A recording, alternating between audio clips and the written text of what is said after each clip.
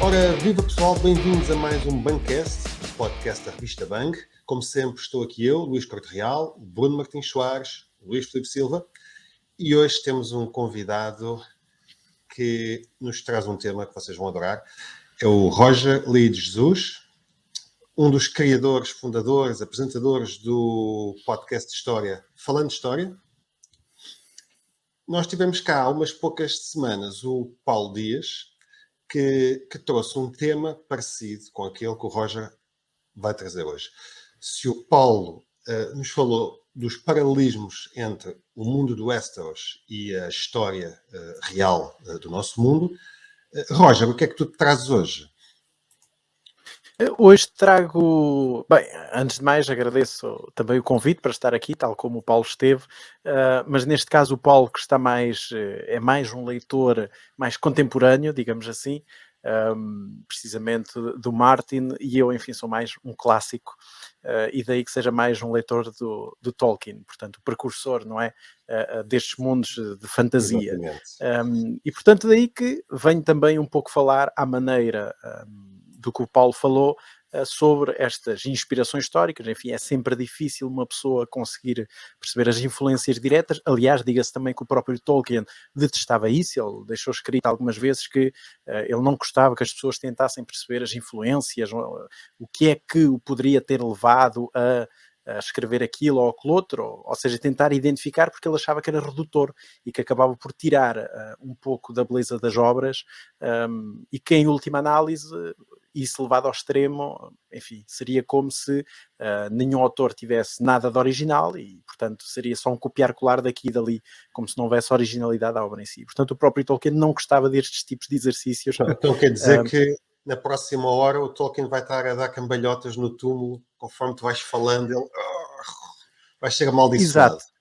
Depende, lá está, porque quando nós falamos das fontes para estes tipos de obras, enfim, há vários tipos de fontes que podemos utilizar, e neste caso há aquelas que são mencionadas pelo próprio Tolkien, não é? Ou seja, aquilo que ele mencionou, que disse, sim senhor, eu conhecia, isto influenciou-me, e acabei por incorporar isto ou aquilo. Há depois... Fontes enfim, primárias, não é? Como vocês dizem. Exatamente. Sim, exatamente. O material mesmo, identificado por ele próprio. Depois temos as fontes prováveis, ou seja, aquilo que nós sabemos que ele teve acesso, mas que não mencionou, aquilo que nós sabemos que ele leu, os livros que ele tinha, que conhecia muito bem, mas que não deixou uma referência explícita, quer nas obras, quer nas cartas e tudo mais que nós conhecemos da sua autoria. E depois há as fontes possíveis, que são aquelas que nós sabemos que ele provavelmente conheceria, mas, enfim, isto já não passa de especulação. E há muita coisa que não passa, efetivamente, de especulação. E dentro do que é a crítica literária e a crítica às fontes, enfim, há páginas e páginas e páginas a tentar fazer paralelismos entre as mais diversas obras com aquilo que realmente Tolkien escreveu. E uma coisa também interessante que eu penso de chamar a atenção é realmente como Tolkien foi o primeiro a desenvolver de uma forma tão profunda estes mundos secundários. É também importante ver que ele não tinha propriamente um modelo, não é? Ou seja, qualquer autor que hoje em dia queira criar um mundo secundário, bem, já tem muito por onde pensar e já pode fazer um plano, já pode partir com um plano. Bem, quando Tolkien começou a fazer isto... Mas se me permites, há um americano qualquer, que eu já não lembro quem é, que dizia que a história não se repete, mas rima. E também rima assim nas histórias de fantasia, não é? No Tolkien, por exemplo, não é? Sim, e precisamente há temas gerais que acabam por se tocar, não é?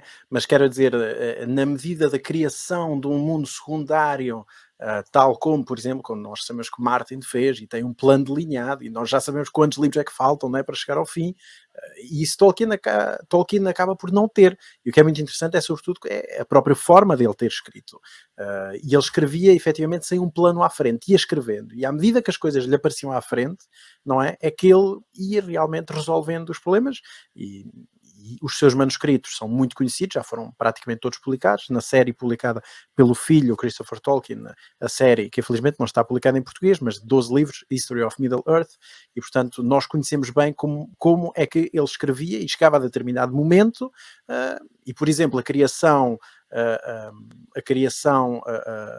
da personagem que viria a ser o Aragorn, que inicialmente era um hobbit, que não tinha nada a ver e com uma história completamente diferente, e portanto ele faz uma nota à margem, dizer, bom, a seguir temos que ver o que é que acontece. E muitas outras situações na obra, neste caso na obra principal, do Senhor dos Anéis, que, enfim, ele foi escrevendo e depois, à medida que vai escrevendo, é que põe uma nota, se calhar era interessante desenvolver isto. Bom, e às vezes ficava meses parado a tentar pensar o que é que aquilo ia derivar. E o próprio elemento central do Senhor dos Anéis, o anel, não é? Um anel, que foi criado simplesmente como recurso quase estilístico no Hobbit, ou seja, para dar um pouco um escape às aventuras do Bilbo, não é?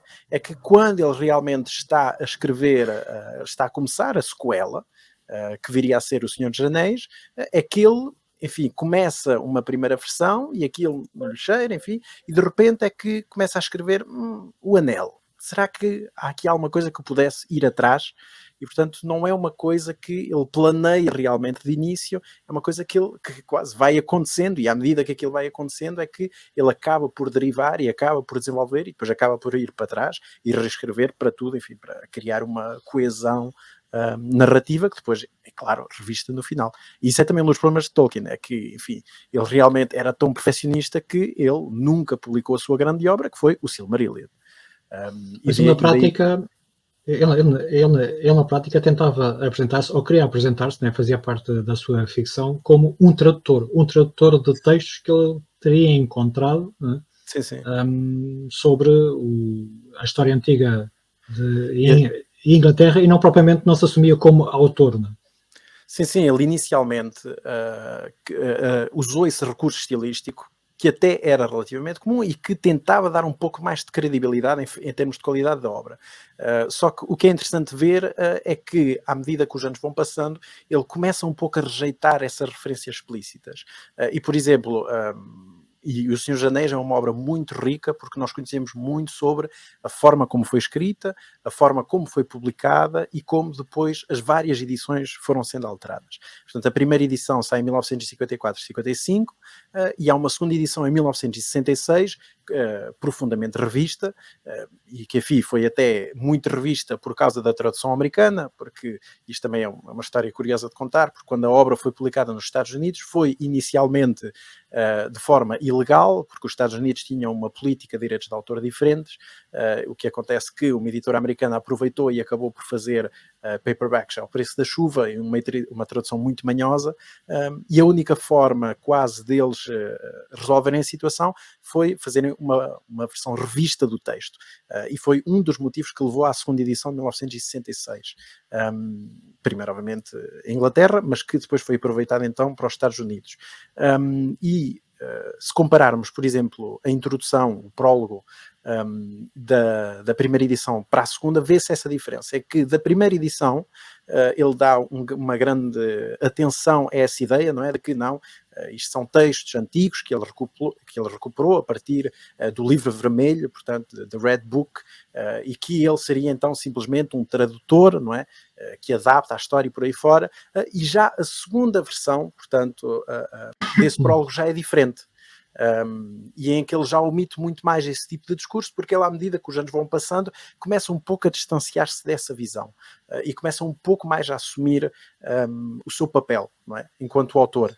E o que é também interessante é que, se compararmos então o Hobbit com o Senhor dos Anéis, não tem nada a ver, porque o Hobbit, enfim, também é uma história que em si era para um outro tipo de público, e daí que nós temos um narrador ativo no Hobbit, e portanto temos ele próprio, não é ele próprio, é um narrador, não é? Mas que está a contar a história e está a dizer, e vocês estão a ver que isto foi assim, e por aí fora. E esse tipo de narrativa é completamente omitida no Senhor dos Anéis, que já é uma leitura muito mais adulta, não é? E o que é também curioso é que depois, à medida que ele vai terminando o Senhor dos Anéis, ele próprio pensou reescrever o Hobbit dessa forma.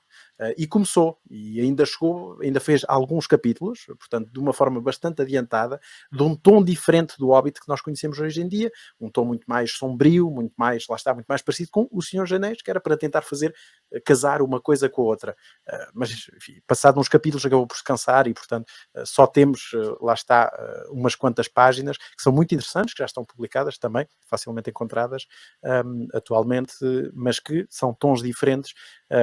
E é também uma característica de Tolkien, é que ele próprio evolui as suas ideias e, portanto, o Tolkien que escreve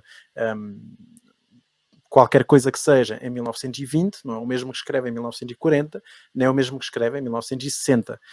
E mesmo quando ele está a acabar O Senhor dos Anéis, e, aliás, quando O Senhor dos Anéis é publicado pela primeira vez em 1954-55, ele inicialmente a ideia era publicar o Silmarillion e O Senhor dos Anéis, portanto, ao mesmo tempo, mas à época era praticamente impossível por causa do preço do papel e por aí fora, e portanto a obra acabou simplesmente por ser publicada a par do Senhor dos Anéis, e mesmo essa versão que já estava quase acabada, no final da vida dele já era bastante diferente, porque ele foi realmente, e há muitas versões de muitas partes da história que não batem certo, não é? Porque, lá está, as ideias dele evoluem e depois as coisas nem sempre acabam por coincidir. O ano passado acabou por ser publicado a última obra póstuma dele, que é precisamente The Nature of Middle-earth, que tem dos últimos textos que ele escreveu em vida, e que são, isto é uma miscelânea, lá está, de grandes temas da sua mitologia, mas que alguns, lá está, diferem de aquilo que, por exemplo, podemos encontrar no Silmarillion, ou noutras versões dos volumes da série History of Middle-earth. Mas isto porque, e mais uma vez volto a frisar, isto é importante porque isto permite-nos compreender como é que um autor desta envergadura concebe a sua obra e, neste caso, não a consegue realmente acabar, mas o qual, hoje em dia, nós conseguimos ter acesso e perceber como é que ele acabava por não funcionar. Roger, deixa-me dizer uma coisa. Eu acho que estes primeiros minutos foram um excelente teaser de um segundo Bancast que nós vamos gravar contigo sobre o making of das obras do Tolkien, porque eu acho que temos aqui muita coisa para falar, pá. E ficou o desafio lançado, ok? E a gente agora atirava-se aos paralelismos. Claro. E no final combinamos quando é que gravamos o próximo. Porque é muito giro, pá. Aliás, tu estás a dizer montes de coisas que eu não sabia, porque realmente tu és um fã do Tolkien e da obra e compras tudo e lês tudo, claramente. E era muito giro ter alguém que nos viesse falar um bocadinho como é que ele escrevia, como é que ele planeava, como o João perguntava aqui em off the record, ele é um jardineiro ou é um arquiteto? O Martin gosta muito dessas duas descrições dos... Nem é jardineiro propriamente dito, né? É mais, este está a plantar árvores num deserto que nunca mais acaba, porque ele próprio nunca mais acabava, né? Sim, exatamente.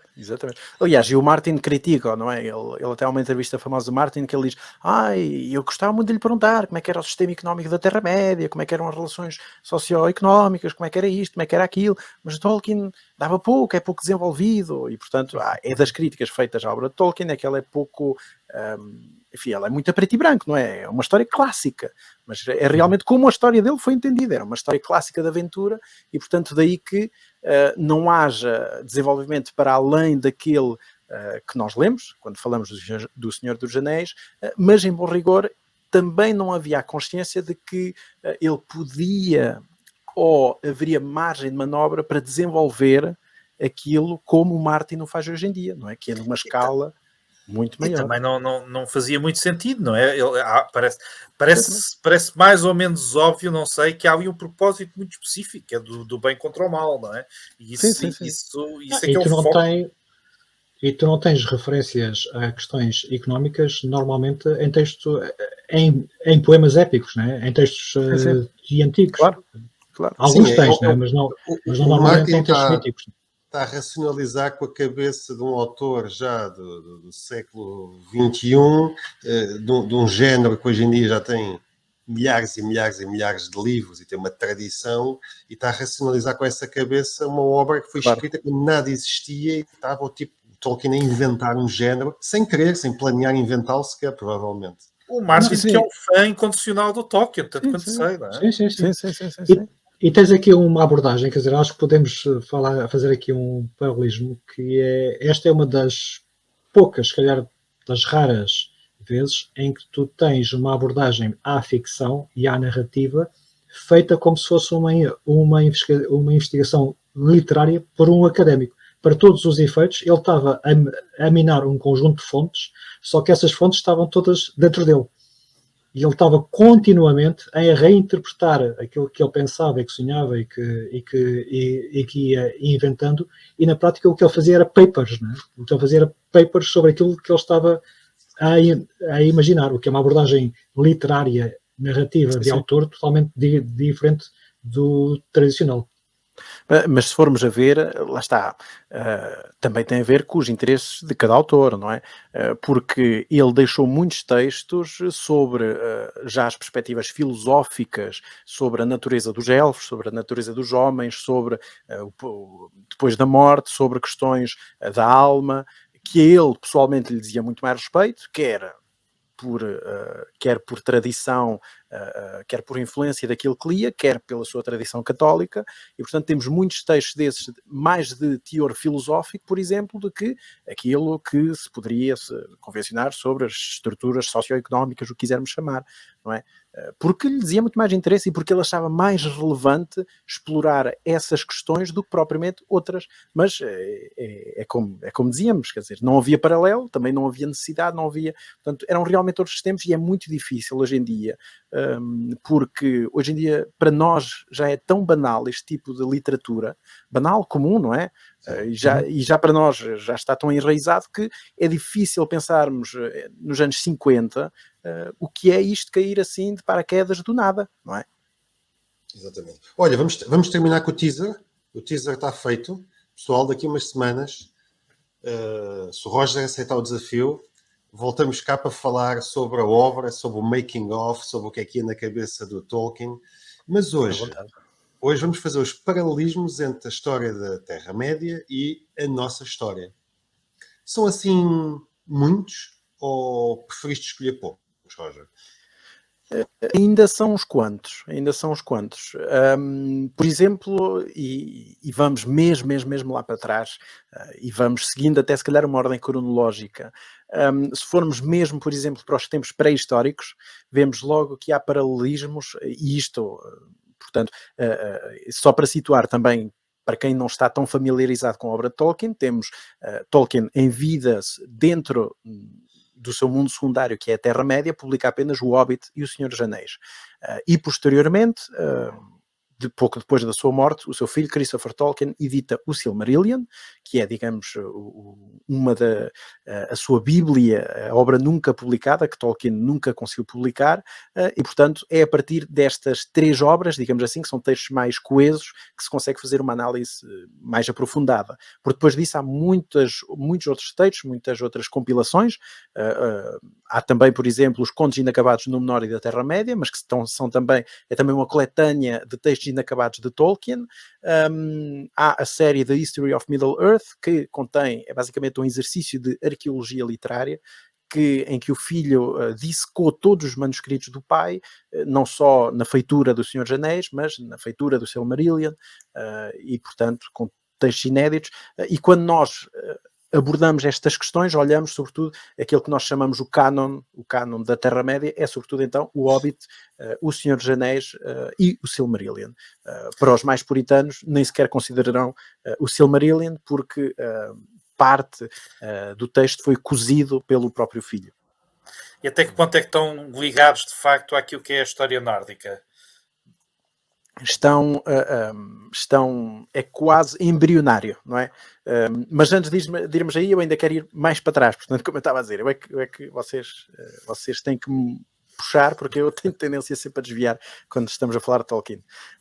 Mas, portanto, eu estava a dizer, portanto, de tempos pré-históricos, há um caso, por exemplo, muito interessante, que é o das jantas. As jantas pré-históricas, que também temos cá em Portugal, não é? E que há um episódio muito interessante no Senhor dos Anéis, que aparece precisamente no livro 1 do Senhor dos Anéis, logo quando quando Frodo, o Sam, o Merry e o Pippin, depois de visitarem o Tom Bombadil, que acabam por ser apanhados pelos espectros das jantas.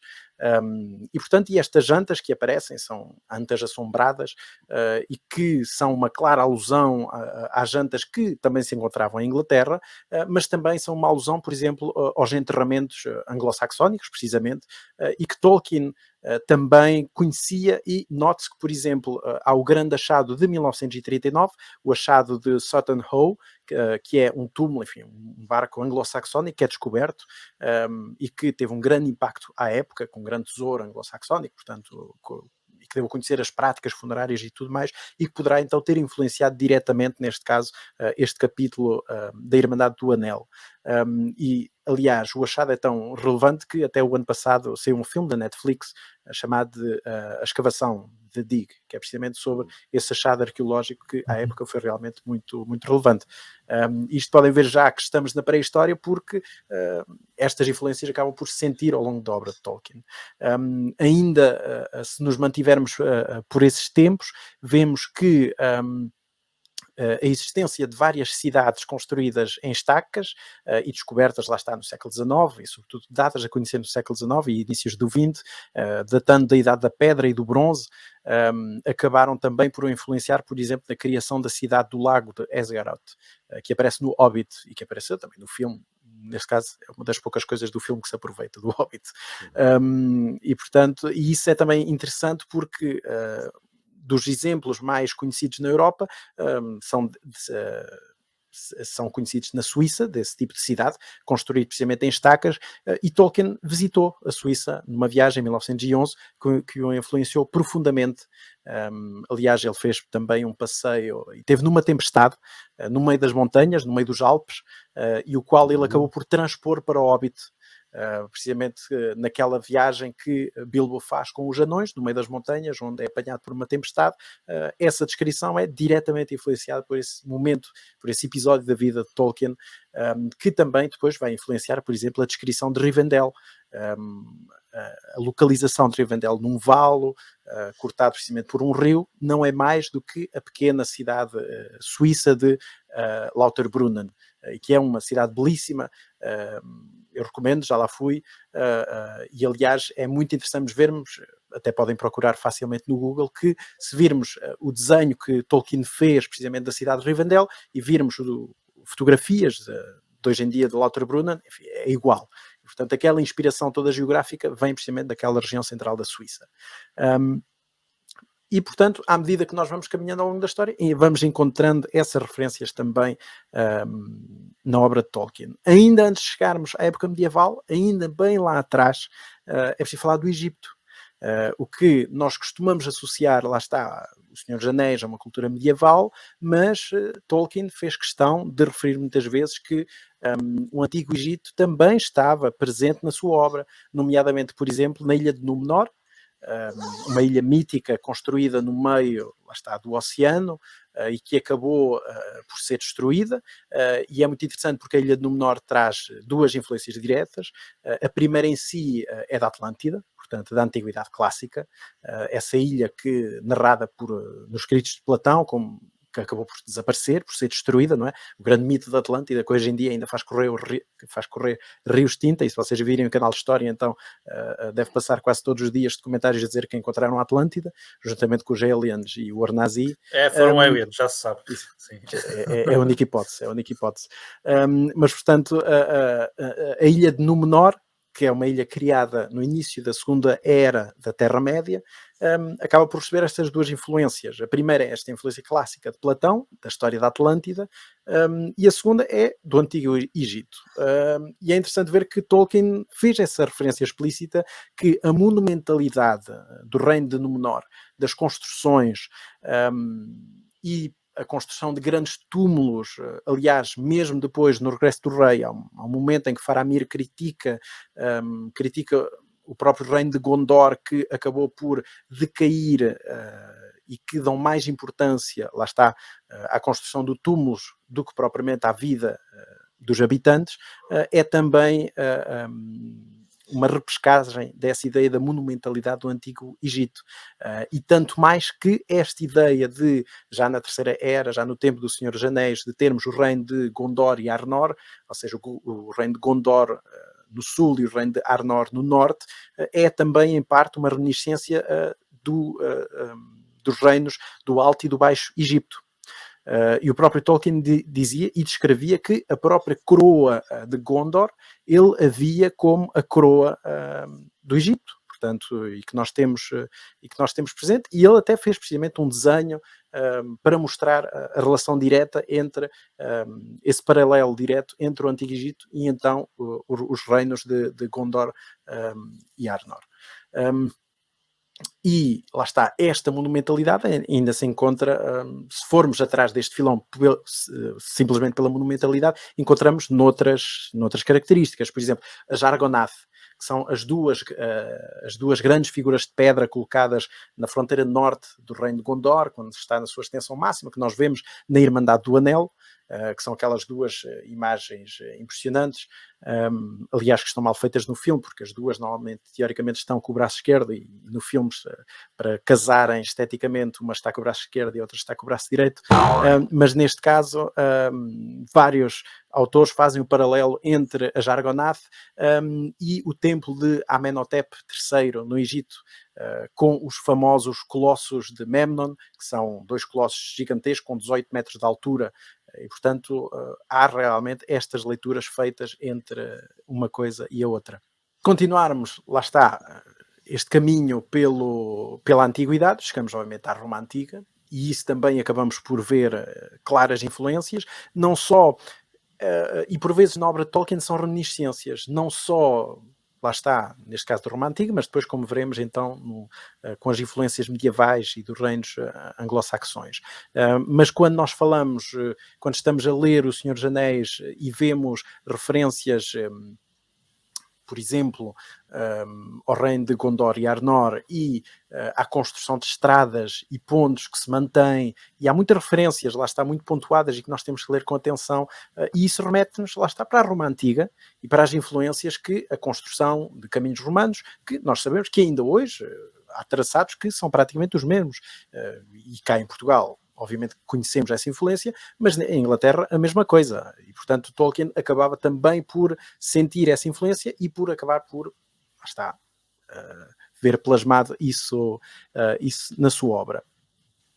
E a própria divisão, a própria existência destes 2 reinos, como eu acabei de dizer, de Gondor e Arnor, se bem que temos a remissão para o caso do Antigo Egito, também não podemos deixar de o ler como uma própria alusão à divisão entre o Império Romano do Ocidente e o Império Romano do Oriente, em que, no caso do Império do Ocidente, acabou por cair muito rapidamente, não é?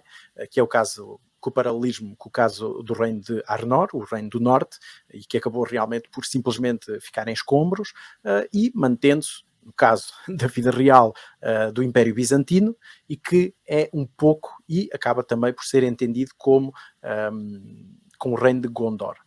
E, portanto, daí que essas leituras, mas como eu disse no início, são tudo leituras, e neste caso, estas que eu vos estou a dar são aquelas que estão mais aceites, não é? Pela comunidade, pelos investigadores da crítica literária e tudo mais. E, portanto, já podem ver que já vamos no longo caminho, portanto, já vamos a caminho da medievalidade. Mas ainda dentro da Antiguidade Clássica, porque ainda essa influência continua a ser vista, a própria disseminação das histórias sobre Alexandre o Grande também se faz sentir, por exemplo, na obra de Tolkien, em alguns pormenores, nomeadamente nas supostas cartas que ele trocou com Aristóteles, que acabaram por serem divulgadas, lá está em forma manuscrita, e depois acabar por serem impressas, e nós vemos que numa dessas cartas Alexandre descreve a existência de 2 grandes árvores, descritas como a árvore do Sol e a árvore da Lua, e nós encontramos essas 2 árvores, lá está, no Silmarillion, nas 2 árvores de Valinor, Telperion e Laurelin, que são precisamente a árvore que uma delas, depois de serem destruídas por Morgoth, uma delas irá dar origem ao Sol e outra irá dar origem à Lua. Portanto, é também um dos casos interessantes em que conseguimos ver estas pequenas relações.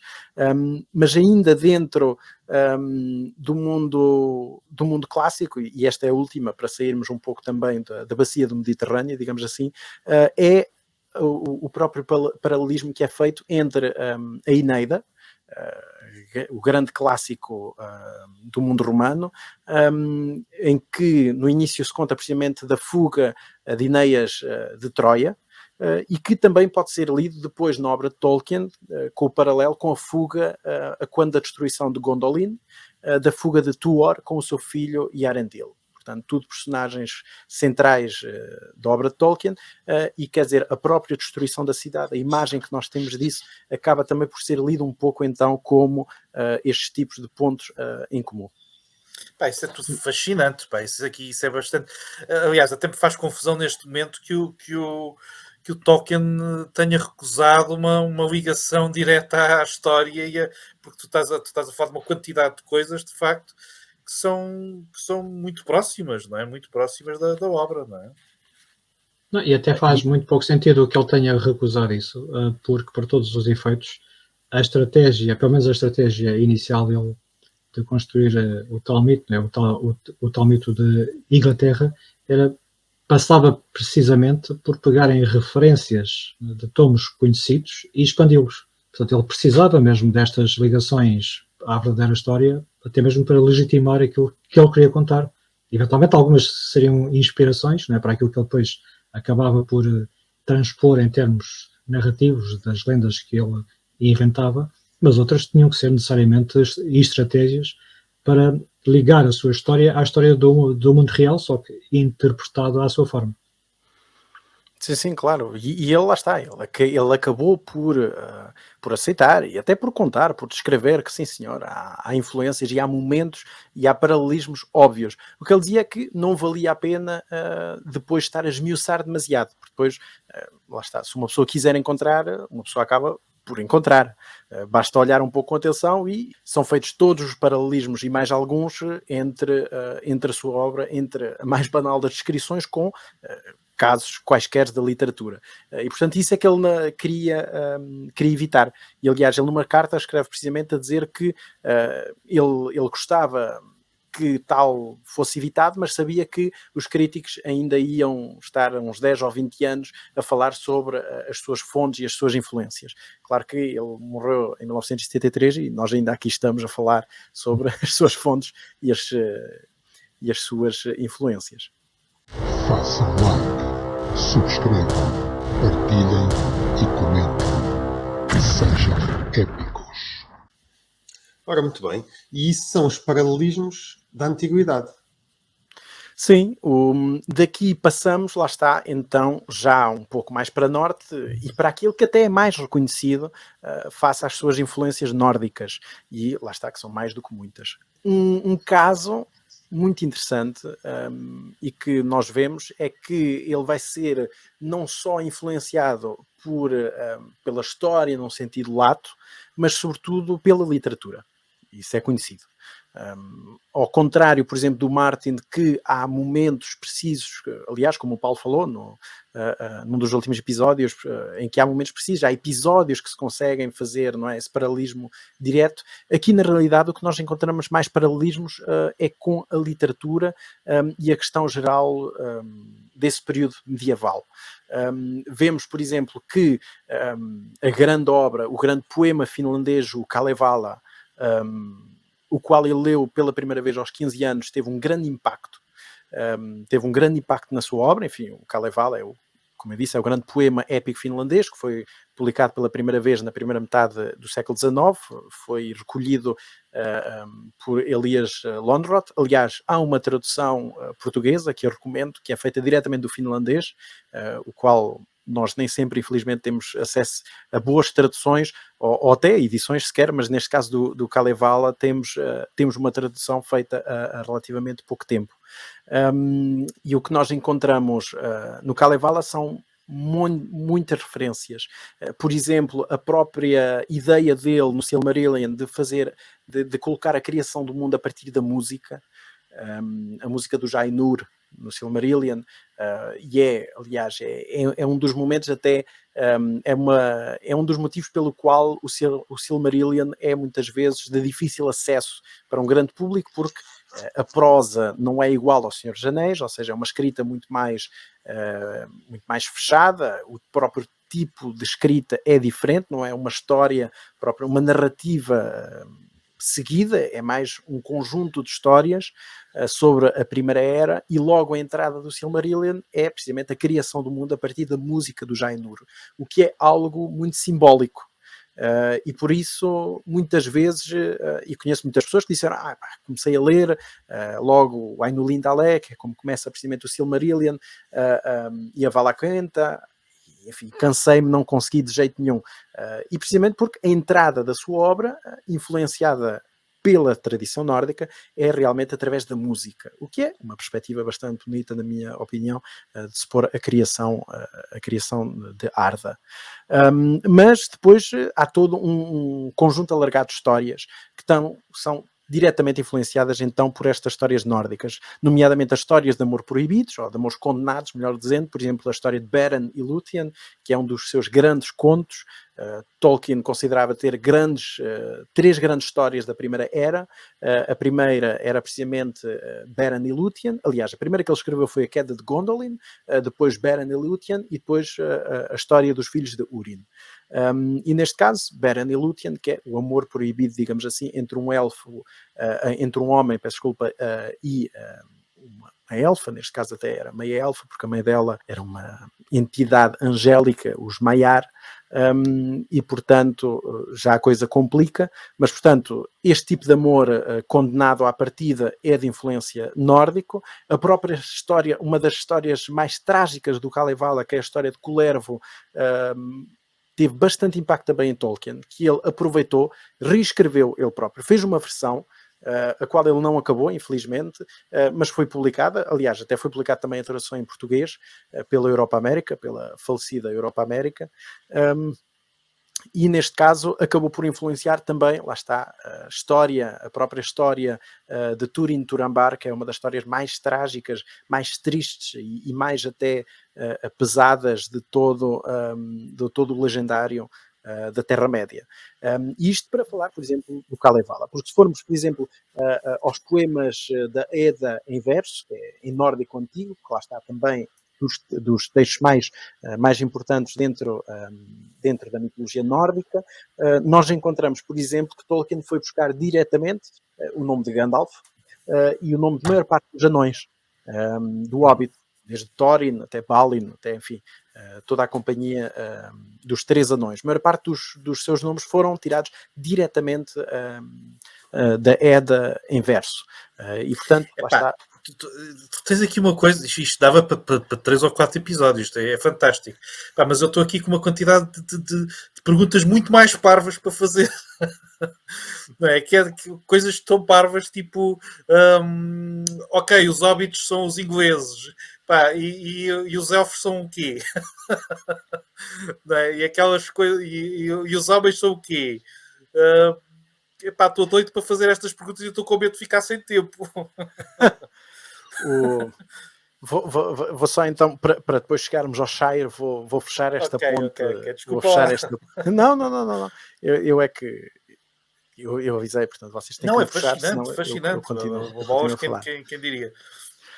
Além disso, portanto, dentro desta mitologia nórdica, porque se nós vamos realmente para os textos em inglês antigo, e há que lembrar que Tolkien era professor de inglês antigo em Oxford, e portanto ele conhecia muito bem a literatura medieval, ele publicou vários, não só textos académicos da sua área, mas editou destes textos. Um dos textos também que mais o influenciou foi um dos grandes poemas em inglês antigo, que é o Beowulf. E que, precisamente, enfim, os manuscritos mais antigos datam do século X, e há também muitos paralelismos com a história. Por exemplo, no Hobbit, quando o Bilbo chega, precisamente, vê pela primeira vez o Smaug, o dragão, que é uma das outras personagens centrais da história, ele acaba por roubar uma taça e por ir mostrar aos anões e dizer, não, estão a ver, eu estive ao pé do dragão e roubei esta taça.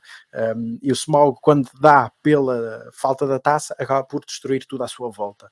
E isto é também um paralelismo que é feito com o Beowulf, porque em determinada parte da história também há uma taça que é roubada e o dragão da história acaba por destruir completamente tudo o que está à sua volta. E portanto, isto são episódios concretos, porque obviamente se nós formos, e eu não estou cá, enfim, não sou das literaturas, há gente muito mais entendida nisso do que eu, mas há realmente estas pontes, estas leituras que nós conseguimos fazer destes episódios. E já que nós estamos precisamente dentro deste mundo anglo-saxónico, nós encontramos ainda mais, por exemplo, o uso do Old English, do inglês antigo. Nós vemos, por exemplo, nos Rohirrim, portanto, no povo que acabou por, e que nós conhecemos, do Senhor dos Anéis, dos filmes sobretudo, em Rohan, os próprios nomes de Theoden, Theodred e tudo mais são nomes diretamente do inglês antigo, portanto, ele não inventou aí nada, e ele admitiu, obviamente, que foi a sua principal influência porque era a sua área de estudo. Melhor do que ninguém, ele conhecia todas estas questões. Mas para ti, o que é que são os Rohan? São os americanos, por exemplo, que andam a cavalo? Não, aliás, é muito interessante porque há esta ideia até de que os Rohirrim seriam os anglo-saxões e, portanto, e por anglo-saxões nós chamamos os povos de origem germânica que nos séculos V e VI conquistaram parte da Britânia romana, mas o que na realidade os Rohirrim são é muito mais uma mistura de uma ideia heroica dos anglo-saxões com uma inspiração dos povos germânicos daquele período. Porque lá está, porque os anglo-saxões não usavam os cavalos daquela maneira como os Rohirrim, e o próprio Tolkien acabou por se afastar e dizer não, e ele escreveu isto numa carta, eu espero que ninguém leia a minha obra à espera de saber, à espera de aprender alguma coisa sobre os anglo-saxões, porque eles não estão lá. E portanto, ele tem razão, não estão lá, obviamente, porque ninguém vai ler as obras de Tolkien à espera de aprender realmente sobre a realidade medieval. Mas essas influências acabam por, apesar de ele admitir ou não admitir, como já dissemos aqui, estas influências acabam por estar lá, não é? E se nós virmos mesmo que dentro destas questões, destas migrações dos povos, há também um outro paralelismo que é feito, que é, enfim, quando o Shire é povoado pelos Hobbits, os Hobbits na realidade vêm para lá das Montanhas Nublosas. Se tivermos o mapa da Terra-média na Terceira Era à nossa frente, o que leva a que são dois Hobbits faloides, portanto os Hobbits são reunidos em três grupos, que são os Harfoots, os Stores e os Faloides, e portanto há dois Hobbits denominados Macho e Blanco, que lideram, portanto, essa migração dos Hobbits. E há quem faça precisamente um paralelismo direto com os dois líderes dos povos germânicos, dos anglo-saxões, lá está, que viriam a dar origem aos anglo-saxões, que fizeram essa travessia até o que nós conhecemos hoje como Inglaterra, que é precisamente Hengest e Orsa, isto no século V, e portanto, e a própria divisão dos Hobbits será uma alusão à divisão desses povos germânicos em jutos, em anglos e em saxões. E portanto, lá está, mais um destes paralelismos que nós conseguimos encontrar, e até de forma bastante simplificada. E estes não são os paralelismos mais forçados, acreditem, estes até são aqueles mais aceitos dentro da comunidade tolkieniana. E dentro disto tudo ainda temos, claro, um dos remates, que é o uso das runas, não é? E se nós virmos até as obras de Tolkien, se virmos, por exemplo, mesmo a edição portuguesa, esta é a edição antiga da Europa América, agora saiu uma nova tradução pela Planeta, mas esta é a edição, enfim, que quase toda a gente conhece, e nós encontramos aqui precisamente na capa o uso das runas, tal como é feito na edição inglesa, em algumas edições inglesas. E as próprias runas são uma adaptação das runas medievais, que nós encontramos nos povos nórdicos. E, portanto, é mais um ponto, lá está, de contacto, de influência direta, neste caso que Tolkien, obviamente, admitiu que era quase impossível ele não admitir a influência das runas e do nórdico antigo nas suas obras. E Olha, achas que eu vou dizer, tenho mais uma pergunta, isto é mais outra pergunta parva, mas tu achas que e sentes que as obras de Tolkien, toda essa é uma história medieval? É uma clara história medieval, sim. Isso é uma história em que, quase num estilo arturiano, é uma história, é uma quest, não é? Portanto, há aí um objetivo final, há a destruição do anel. Mesmo no Hobbit há o objetivo final, que é a recuperação do tesouro de Erebor.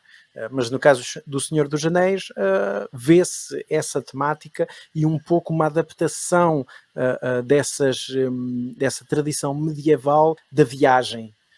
Não só da viagem, porque o Senhor dos Anéis é uma enorme viagem, uma viagem que demora 13 meses, aliás, mais de 13 meses, demora anos, mas a parte central da saída de Rivendell até à destruição do Anel demora 13 meses.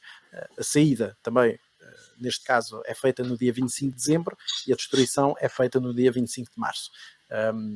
E, aliás, também há um paralelismo, mas isto já não histórico, mas sim um paralelismo religioso, porque a saída a 25 de dezembro é o dia de Natal e a 25 de março calharia mais ou menos por altura da Páscoa, não esquecendo, claro, que Tolkien era um católico devoto, tão devoto que depois do Concílio Vaticano II, isto é uma nota à parte, depois do Concílio Vaticano II, em que obviamente se aboliu o uso do latim e portanto se reformou todo o rito, abandonando-se o rito tridentino, passando a usar-se localmente as línguas vernaculares, no caso em Inglaterra passou-se a usar o inglês, em Portugal o português, e Tolkien era contra isso, Tolkien era a favor do latim.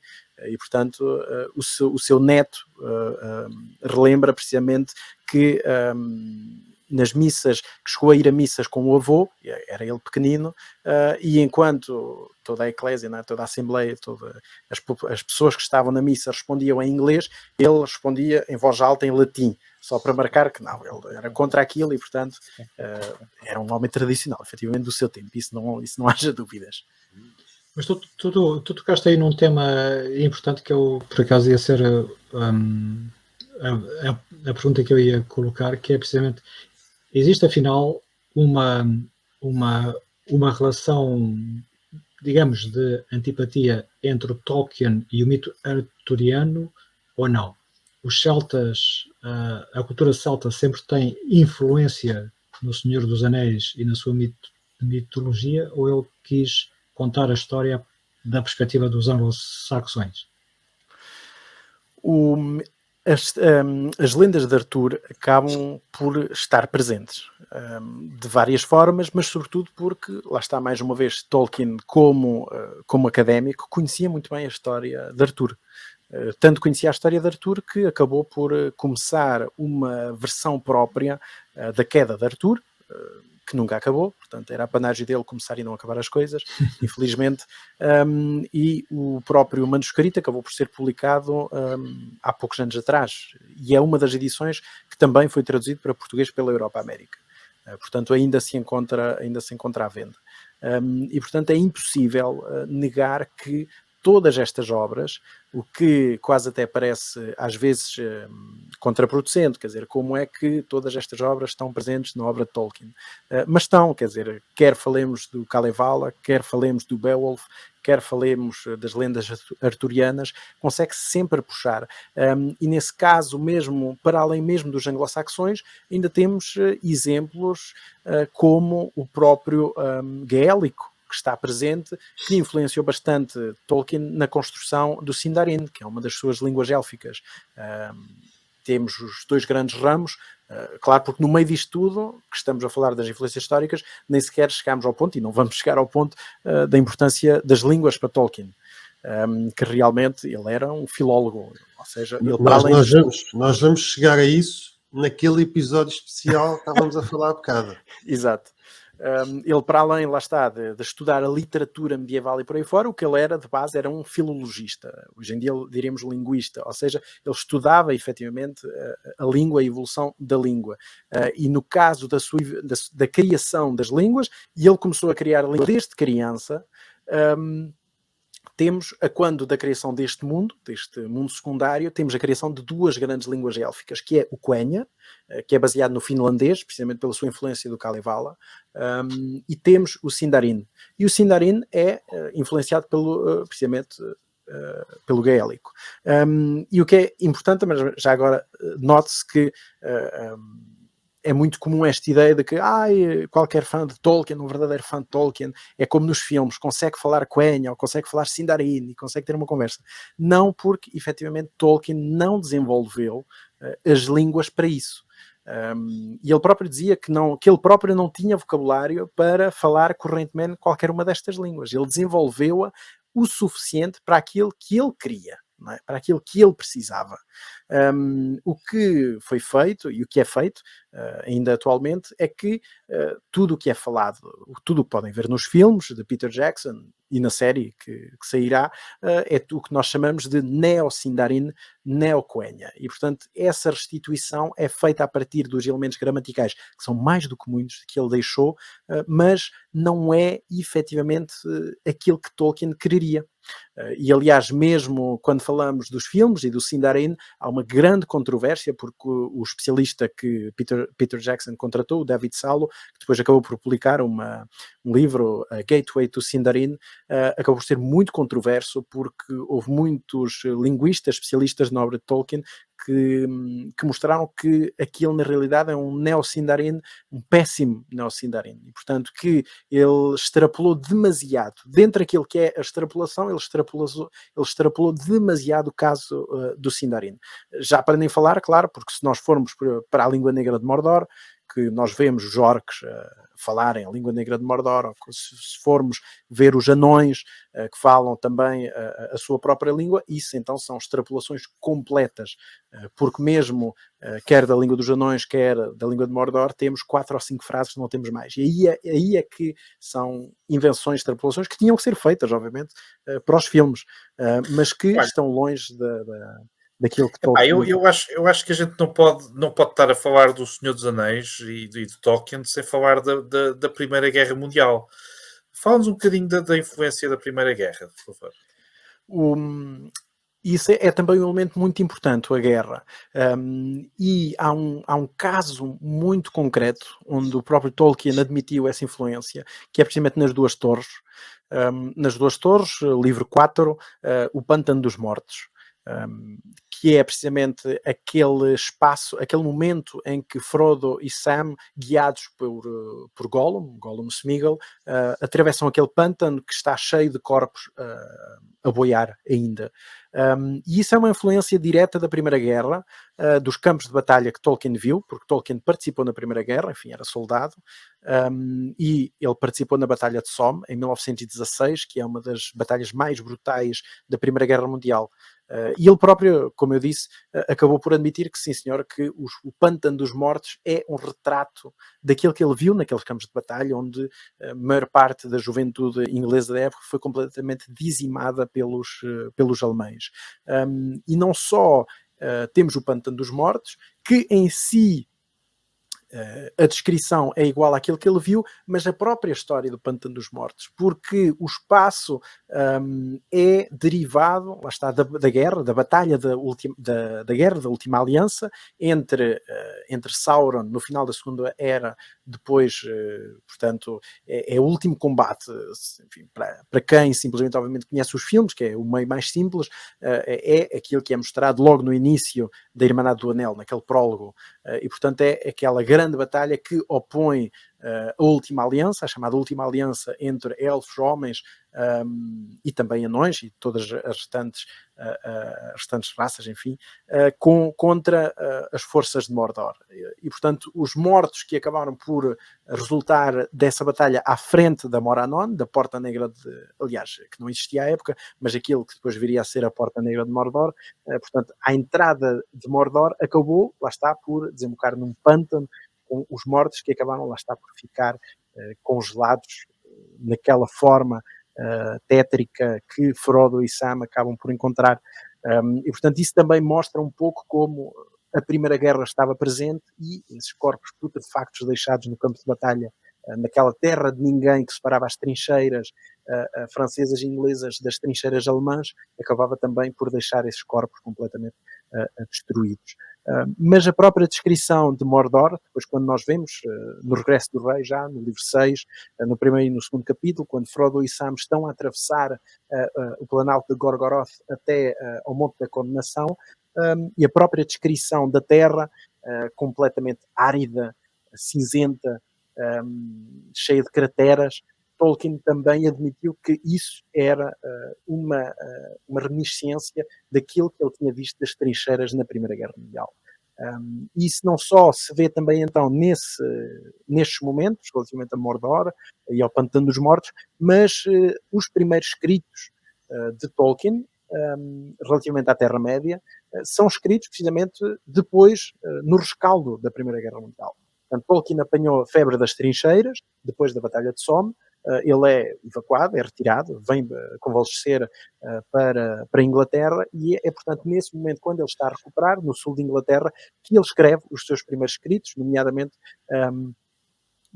em finais de 1916, ele escreve aquilo que ele depois acabou por chamar de Book of Lost Tales, o livro dos contos perdidos, onde um dos primeiros textos foi precisamente a queda de Gondolin, que era precisamente a queda do reino élfico, dos gnomos, e dessas primeiras descrições, o que é muito interessante ver, é que a cidade de Gondolin é atacada por dragões, é atacada por balrogs, por orcs, lá está, numa forma muito inicial, mas esses dragões são dragões mecânicos, em que se abrem, não é? E de onde saem os orcs do lado de dentro. Isto é, claro, também uma visão de Tolkien daquilo que ele viu na Primeira Guerra Mundial, que são os primeiros usos dos tanques, porque os tanques são realmente utilizados com grande afinco pela primeira vez nessa dimensão na Primeira Guerra Mundial. E, portanto, há também quem veja esta ligação direta entre uma coisa e outra, e acho que faz todo sentido, claro, porque não é de todo expectável que um homem que acabou por ver centenas de mortes, acabou por perder os seus amigos mais próximos, enfim, do seu grupo de 4 ou 5 amigos apenas um sobreviveu, e portanto quando está a convalescer e quando já está a criar este seu mundo mitológico, que depois iria desenvolver-se muito para além daquilo que ele esperou inicialmente, acaba obviamente por transpor para a escrita aquilo que ele tinha vivido, aquilo que ele tinha vivenciado, claro, de forma adaptada e diferente, mas e a Primeira Guerra Mundial é um tema muito recorrente, há muitas obras, aliás, há uma obra muitíssimo boa, chamada precisamente Tolkien and the War, pelo John Garth, que é uma obra belíssima sobre não só a participação de Tolkien na Primeira Guerra Mundial, sobre o impacto da sua obra, ou o impacto da guerra na sua obra. Eu por acaso estava a pensar, portanto, ao perceber-me da importância que ele dava às influências germânicas, da cultura, da influência que a cultura germânica teve na cultura do seu próprio país e de todo o estudo que ele dedicava às raízes, né? Não só linguísticas como culturais e dos mitos em que ele estava a trabalhar. Pergunto-me se não lhe terá passado pela cabeça que a Primeira Guerra, na prática, era uma guerra, pelo menos na perspectiva dele, de irmãos ou de descendentes dos alemães, de descendentes dos germânicos, a lutar contra os próprios germânicos, mas do lado dos franceses. Não sei se alguma vez lhe terá passado pela cabeça a ironia de que, na prática, não era ao lado do qual ele devia estar. E lembremos que os alemães na Primeira Guerra não têm nada a ver com os alemães da Segunda Guerra. Não é? Sim, claro. E ele achava precisamente que era uma tragédia aquilo que aconteceu quer na primeira, quer na segunda, precisamente por essa ligação que ele tinha ao mundo germânico, não só da perspectiva da literatura e das suas influências, mas também da perspectiva até que ele sentia ser familiar, porque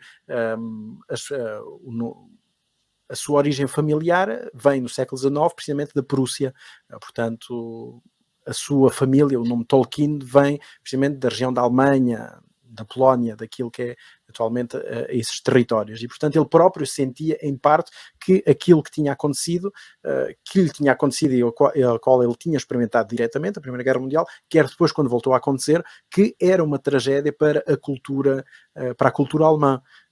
Não só diretamente, mas depois, aliás, aquilo que nós estamos a ver hoje em dia acontecer por causa, hoje em dia, da tragédia, da guerra na Ucrânia, que nós vemos parte da cultura russa, infelizmente, a ser vítima, não é, desta guerra. E naquele caso ele também sentia que seria uma pena se a cultura alemã, e se a cultura germânica, melhor dizendo, acabasse por se vir, lá está, influenciada negativamente por causa desses episódios da guerra.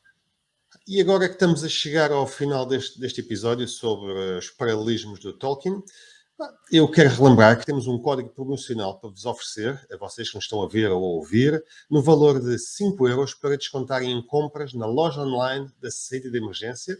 Já sabem que as condições podem ser consultadas na sinopse deste episódio e terão que usar um código que, para não variar, vamos convidar o nosso convidado a escolher. Roger, qual é que é a palavrinha que o pessoal que quiser o voucher de 5 euros vai ter que introduzir alguns lá na página? Uma palavra que já foi aqui dita várias vezes, mas que é muito simples, até para quem não leu a obra. E, portanto, a palavra é Gandalf. Gandalf, muito bem. Curtinha. Já sabem que Gandalf não tem um E no final. Se não souberem escrever Gandalf, também não merecem o voucher. Ok. Obrigado, Roger. E agora, a palavra é tua para terminarmos. O que é que há mais a acrescentar sobre este tema brutal? O último paralelismo que eu falaria é, sobretudo, é um paralelismo já histórico para nós. Para Tolkien não era bem porque dizia respeito um pouco à sua vida pessoal, e é o Shire em si. E o Shire não é mais do que a ideia do que era o countryside inglês antes da grande industrialização. E Tolkien cresceu à volta de Birmingham e, portanto, o seu sítio ideal, aquilo que ele olhava sempre para trás, era aquilo que é chamado West Midlands, e é aquilo realmente que nós encontramos um pouco no Shire, aqueles campos verdes que Tolkien acabou por cristalizar, e que, quando ele voltou a Birmingham e que ele viu realmente ser um pouco destruído esse lado verde, ele acabou realmente por aproveitar essas suas ideias do que era o countryside inglês. E para mais, acabou por ter a sua pedra de toque no final do Senhor dos Anéis, no livro 6, no Salvamento do Shire, que é um dos últimos capítulos, que é precisamente quando nós achamos que a história já acabou. Na realidade há precisamente um twist, e quando os hobbits regressam ao Shire depois da destruição do Anel, o Shire está completamente subvertido, não é? Está a caminho da industrialização, e isso é também, lá está, um paralelismo que é visto como o aproveitamento de Tolkien como uma crítica à industrialização. E ele era muito crítico da industrialização. Ele preferia, lá está, era um homem realmente conservador, mas muitos o veem já como um pouco um ambientalista avant la lettre. E, portanto, aquilo que nós vemos também com a criação dos gentes, os pastores das árvores, não é? Com o Barba de Árvore, Fangorn e por aí fora, é também um pouco essa preocupação, hoje em dia diríamos, ambientalista. E no Scoring of the Shire, num dos últimos capítulos, então, do Regresso do Rei, encontramos esse exemplo claro da história inglesa, que não é propriamente uma influência histórica de um período histórico, mas é uma influência que ele próprio conheceu, que ele próprio viveu, que ele próprio viu, e do qual ele, na realidade, preferia não ter visto. Ok, só para terminar, quando tu dizes que se começa a vislumbrar uma industrialização do Shire, o que é que isso quer dizer? Quer dizer que se ele escrevesse uma continuação ia ser steampunk? Talvez, até porque nesse momento o Shire já tem algumas fábricas, já tem algumas chaminés, já tem muito fumo preto no campo e, portanto, eles acabam por voltar a impor a ordem, digamos assim, mas houve uma continuação do Senhor dos Anéis, que ele começou, porque obviamente a obra teve sucesso e foi pedido por muitos, e ele começou uma sequela do Senhor dos Anéis, mas a qual eu não vou falar hoje, portanto fica para o próximo episódio. Ei, ganda tease, ganda cliffhanger que fica aqui, Roger. Olha, Roger, muito obrigado por nos teres vindo falar do Tolkien.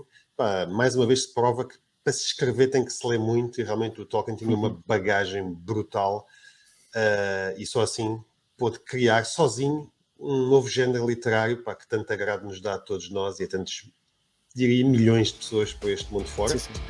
Fica a promessa do novo episódio, nós vamos combinar tudo, devemos anunciar depois quando for sair.